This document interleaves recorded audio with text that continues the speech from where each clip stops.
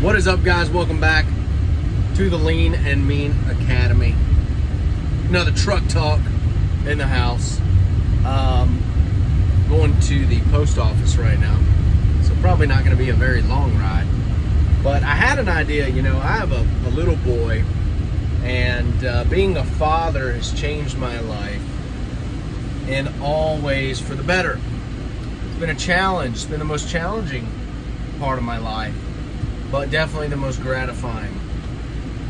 And I like to think a lot about childhood and a lot about the dynamic of coming into manhood, right? Where does that happen for a boy?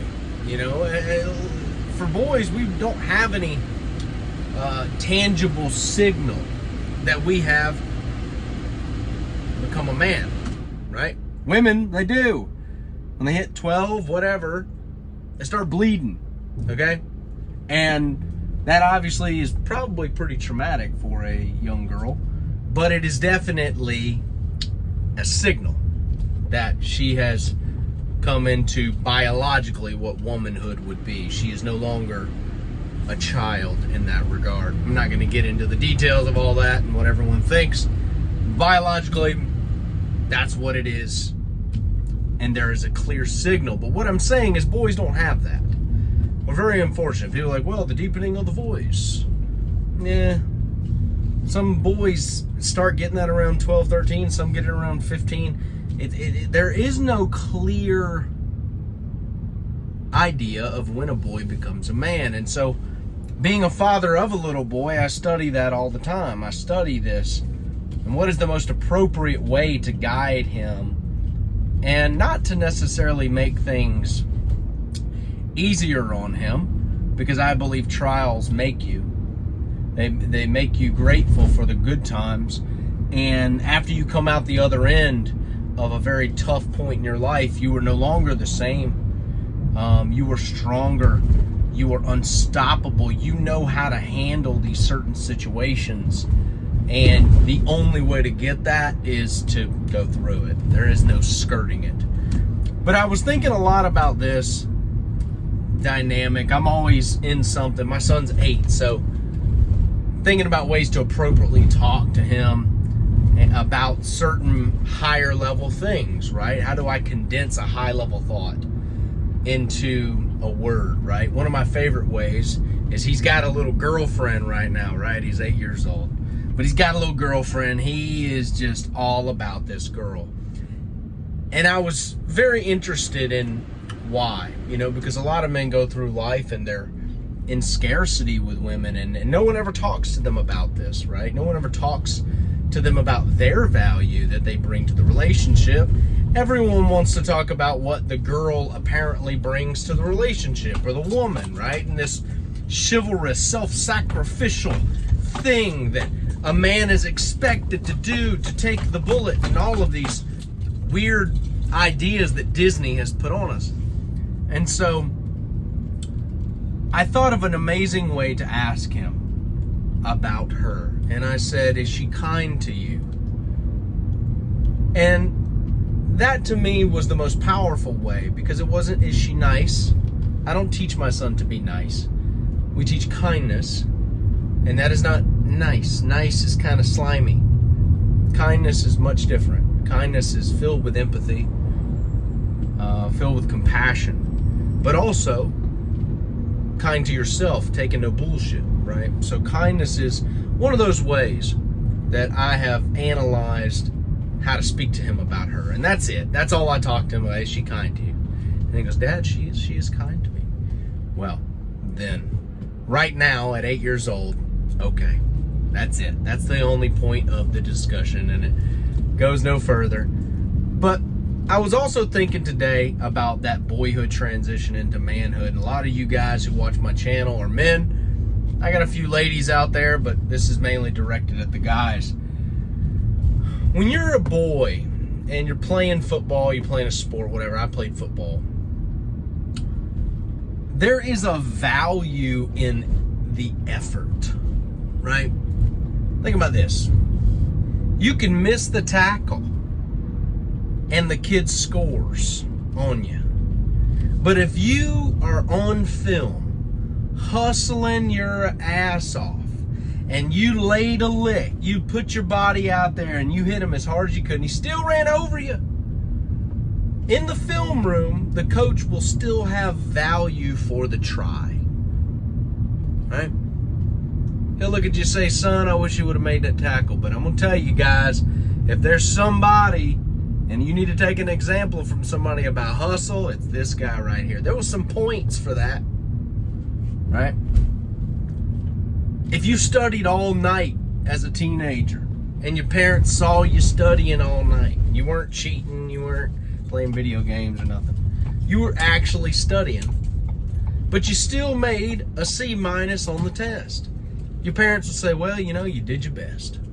There were points for the try. But one thing that changes, especially going into manhood, and no doubt fatherhood, is that there are no longer any points for the try. Understand that. There are no longer any points given, park right here, for trying. You either do or you don't.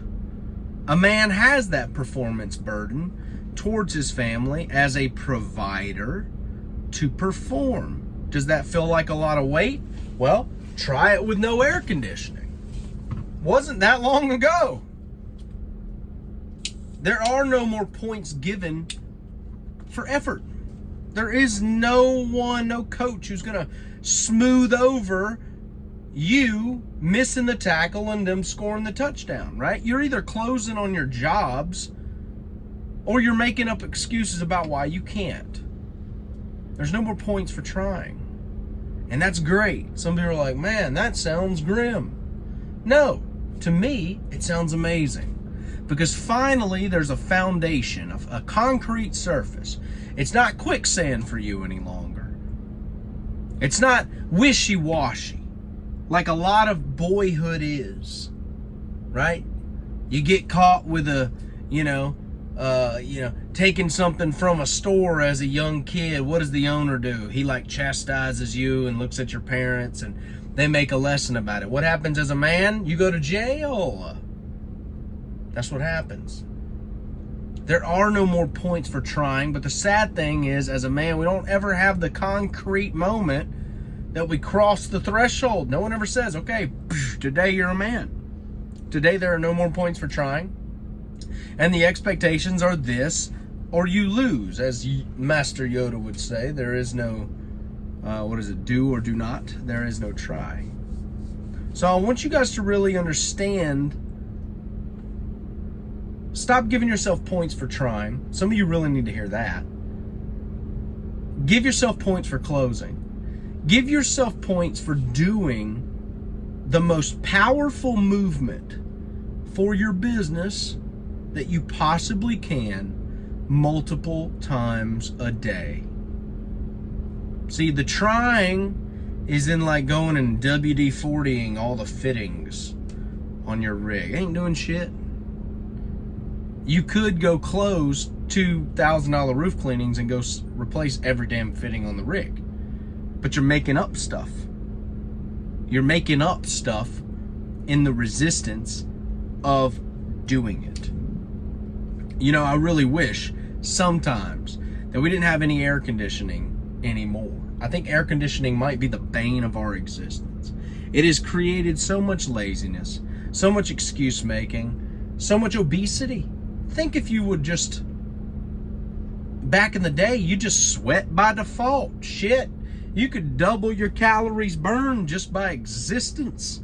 Didn't matter if you were in the house or not. It's hot, right?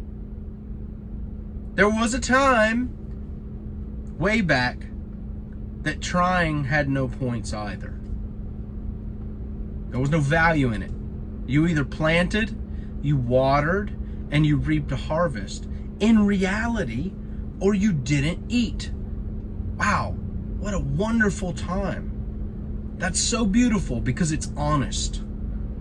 But for about 100 years, we've gotten stuck in this world where there's points for pushing papers around and trying to get it done and existing at your hourly job. There's been points given for that. Think about that. Half of y'all, when you have a job, you ain't working 8 hours. You're bullshitting for half of it. I know, and when you become a business owner and you have employees, you'll know. You'll figure that out. You're like, oh, they're just doing what I used to do at my job. Yes. But get back to that moment where trying has no points. Don't allow yourself to give yourself points for trying. Get real close to the sale, real close to the money. And what is that? That's probably a phone call. That's probably a direct personal email. That's probably something that what a lot of people avoid, the knocking of doors, the face-to-face interaction. Don't forget about the fundamentals of blocking and tackling in your business. And stop giving yourself points for spinning. It's part of becoming a man. And there's a lot of soy boys out there. There's a lot of these weak-ass dudes who want to rationalize that they're doing the right things or we've given it our all. No, the fuck you didn't. You just didn't. You know why? Because if you didn't knock on every door within a square mile radius, I don't even know that we should even consider you giving it your all at all. Because the beauty of this business is if you actually work it, it does work. If you actually follow the foundations that we teach, it does work. It's unanimous. It's not a question of if, it's a question of when. How long you're willing to push, all right? So I hope you got the message today. Give this video a like, give it a subscribe.